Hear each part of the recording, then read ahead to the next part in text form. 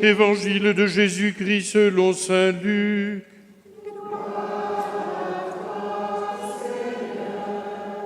En ce temps-là, Jésus prit avec lui Pierre, Jacques et Jean, et il gravit la montagne pour prier. Pendant qu'il priait, l'aspect de son visage devint autre, et son vêtement devint d'une blancheur éblouissante. Voici que deux hommes s'entretenaient avec lui. C'étaient Moïse et Élie, apparus dans la gloire. Ils parlaient de son départ qu'il allait accomplir à Jérusalem.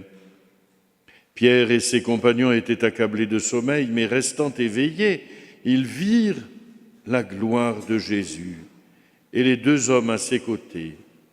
Ces derniers s'éloignaient de lui quand Pierre dit à Jésus : « Maître, il est bon que nous soyons ici. Faisons 3 tentes, une pour toi, une pour Moïse et une pour Élie. » Ils ne savaient pas ce qu'il disait. Pierre n'avait pas fini de parler qu'une nuée survint et les couvrit de son ombre. Ils furent saisis de frayeur lorsqu'ils y pénétrèrent. Et de la nuée, une voix se fit entendre : « Celui-ci est mon fils, celui que j'ai choisi. Écoutez-le. » Et pendant que la voix se faisait entendre, il n'y avait plus que Jésus seul. Les disciples gardèrent le silence, et en ces jours-là, ils ne rapportèrent à personne rien de ce qu'ils avaient vu. Acclamons la parole de Dieu.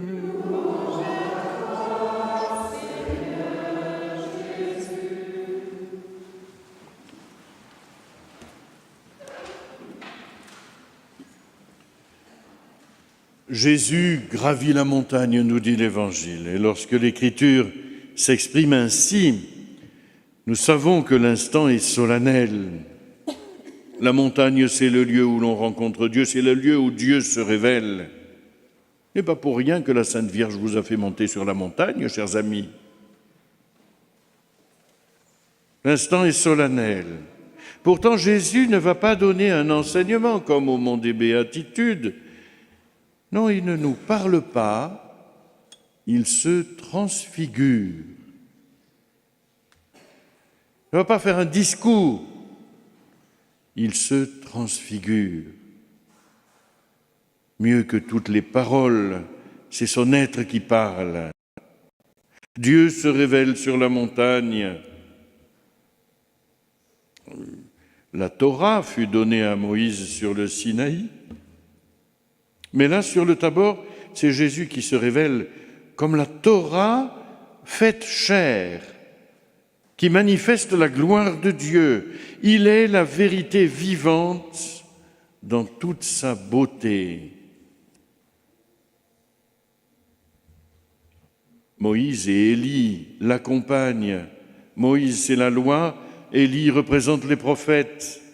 Et quand on parle de l'Écriture, chez les Juifs, à cette époque, on dit la loi et les prophètes. C'est toute l'Écriture. Eh bien, toute l'Écriture reconnaît en Jésus le Fils bien-aimé du Père. Ils rendent témoignage à Jésus qui est l'accomplissement des Écritures. Pierre, Jacques et Jean sont là devant ce spectacle improbable et éblouissant.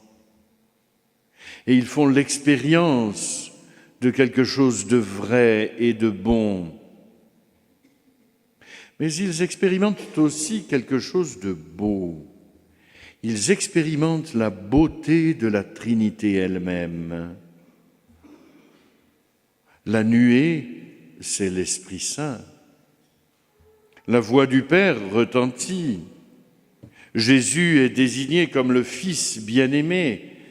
C'est Dieu dans toute sa plénitude qui se révèle devant ces 3 pauvres hommes, ces 3 pauvres pêcheurs du lac.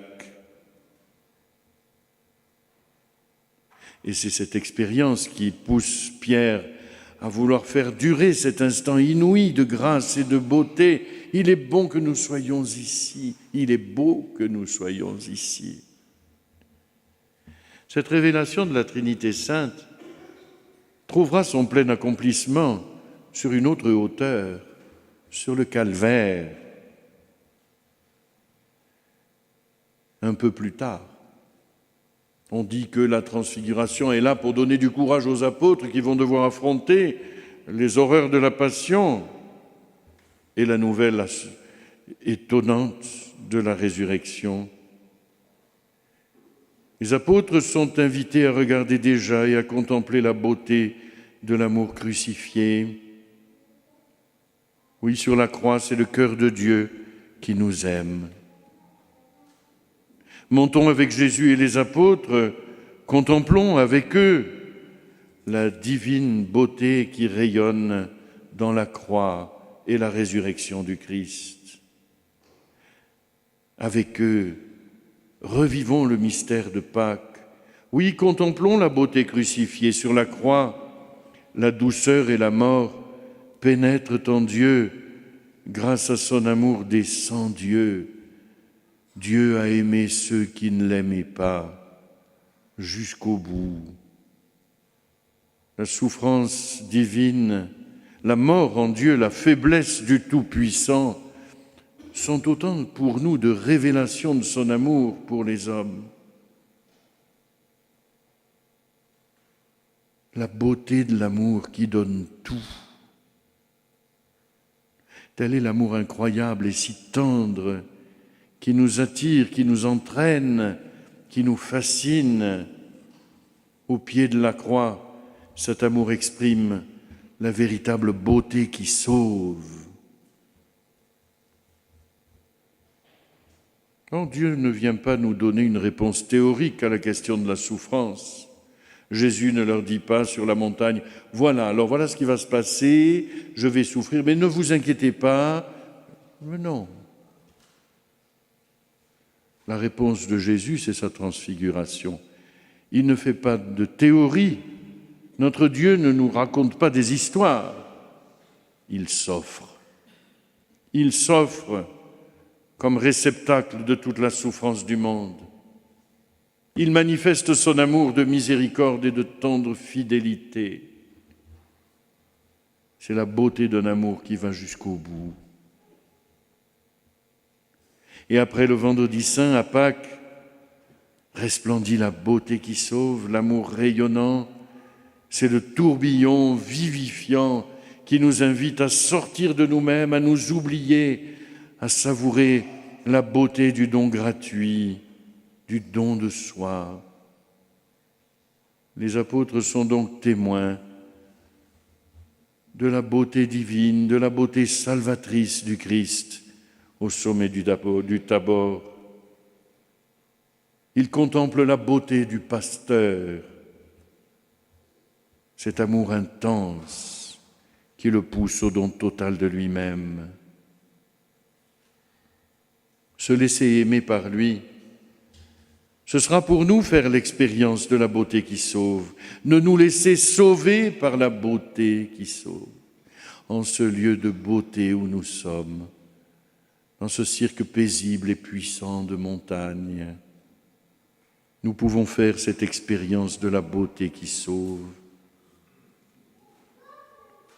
Mais on ne va pas arrêter le temps. Souvent les gens me disent « Mon père, on ne veut plus redescendre ». Je dis « Mais redescendez, vous savez. Si on reçoit de belles choses, c'est pour les partager. » Il nous faut redescendre et annoncer à tous cette beauté qui sauve. Redécouvrir la beauté de Dieu, voilà une des missions de ce sanctuaire. Et cela nous permet de retrouver les raisons de croire face au mal qui ravage la terre. Ici, par l'écoute de la parole de Dieu, par la communion à l'Eucharistie, par l'expérience de Benoît et sa proximité de la croix, par l'expérience de la miséricorde reçue, nous retrouvons la beauté de l'existence à un point que rien ni personne ne pourrait nous donner. Venez, montons à la montagne du Seigneur et contemplons-le dans la splendeur de sa beauté. Amen.